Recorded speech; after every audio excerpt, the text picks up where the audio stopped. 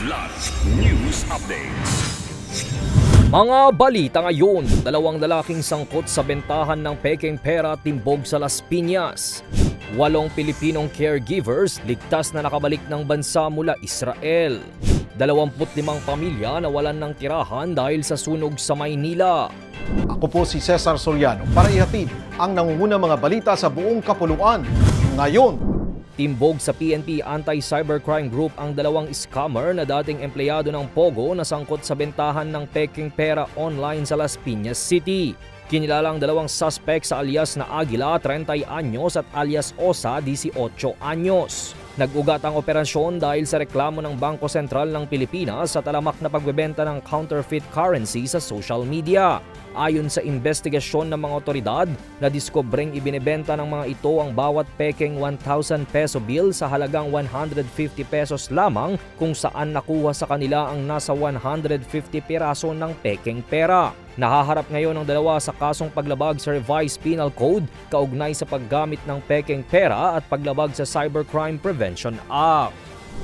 8 Pilipinong caregivers ang nakabalik na ng bansa mula Israel nitong Huwebes ng gabi bilang parte ng ongoing voluntary repatriation program ng pamahalaan. Mismong pinangunahan ito ni Department of Migrant Workers o DMW Officer in Charge at Undersecretary Dominic Rubia Tutay kasama pa ang ilang opisyal at staff ng DSWD at OWA.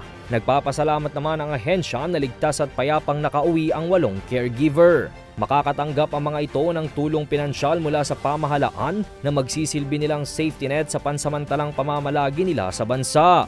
Libre ding makakatanggap ng check-up ang mga ito sa OFW Hospital at tulong medikal na mula naman sa DOH. Ito na ang ika-38 batch ng repatriated OFWs mula Israel mula nang ikinasa ng pamahalaan ng Voluntary Repatriation Program noong October 2023 at sila din ang pangalawang batch na nakauwi mula nung maganap ang Israel-Iran conflict.